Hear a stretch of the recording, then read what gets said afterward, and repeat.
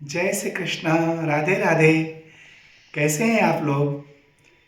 भगवान से प्रार्थना करता हूँ आप लोग सदा प्रसन्न रहें, आनंद में रहें। आइए एकादशी की कथा को ध्यान पूर्वक श्रवण करते हैं।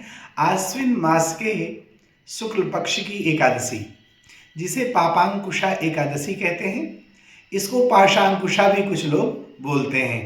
इस एकादशी की महिमा का वर्णन करते हुए भगवान श्री कृष्ण युधिष्ठिर से कहते हैं कि हे युधिष्ठिर, पापांकुशा एकादशी यह समग्र पापों को हरण करने वाली है। इस दिन मनुष्य को विधि पूर्वक भगवान विष्णु की, वासुदेव की पूजा करनी चाहिए। भगवान गरुड़ध्वज महाविष्णु को प्रणाम करना चाहिए। इस संपूर्ण पृथ्वी पर जितने भी पवित्र देवालय हैं, उनमें पूजा करने का फल प्राप्त हो जाता है मात्र भगवान विष्णु का कीर्तन करने मात्र से। इसलिए एकादशी के दिन संकीर्तन जरूर करना चाहिए। जो भगवान के नाम का संकीर्तन करते हैं, जो भगवान जनार्दन की शरण में रह करके उनका पूजन स्मरण करते हैं, उन्हें कभी भी यमलोक की यातनाओं को भोगना नहीं पड़ता है।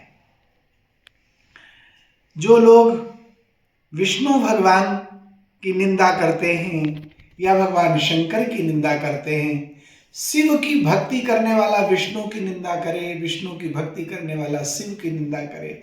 निंदा करना तो महा पाप है। गोस्वामी तुलसीदास जी कहते हैं, सबकी निंदा जो नर करही, चमगादड़ हो सोई अवतरही। उन्हें चमगादड़ की योनि प्राप्त होती है। और हरिहर निंदा सुनहि जो काना, सो पापी गौ घात समाना। गुरु की निंदा, शिव की निंदा, विष्णु भगवान की निंदा, इनको श्रवण करने वाला गौ हत्यारे के समान उसे पाप लगता है, महादोष लगता है। इसलिए जो भगवान की निंदा कर रहा हो, या तो उसको वहीं पर शांत कर देना चाहिए, अन्यथा फिर वहां से चुपचाप चले जाना चाहिए।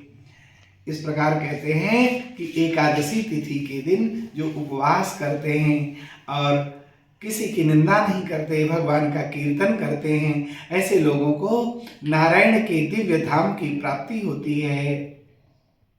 जो एकादशी, पापांकुशा एकादशी का जो व्रत करते हैं, ऐसे लोग अपने माँ के पक्ष की 10 पीढ़ियाँ, पिता के पक्ष की 10 पीढ़ियाँ और पत्नी के पक्ष की 10 पीढ़ियों का उद्धार कर देते हैं।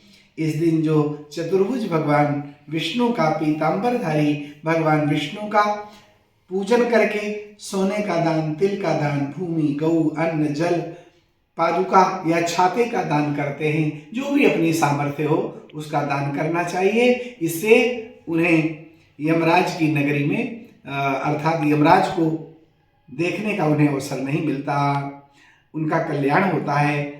गरीब व्यक्ति भी हो, दरिद्र व्यक्ति भी हो, तो उसे भी यथा सामर्थ्य कुछ ना कुछ दान तो करना ही चाहिए। अरे अन्न दान नहीं कर सकता तो कम से कम चींटियों को तो जिमा सकते हैं। भुना हुआ आटा, उसमें थोड़ा शक्कर मिला करके वही चींटियों को जिमाएं। इस प्रकार लिखते हैं, अवंध्यम दिवशं कुर्यात् दरिद्रोपी नृपोत्तमा, समाचरन् यथाशक्ति स्नान दानादिक क्रिया। यथाशक्ति स्नान दान आदि तो निर्धन व्यक्ति को भी करना चाहिए। जो लोग होम, स्नान, जप, ध्यान, यज्ञ आदि पुण्य कर्म करते हैं, उन्हें यम की यातनाएं नहीं भोगनी पड़ती।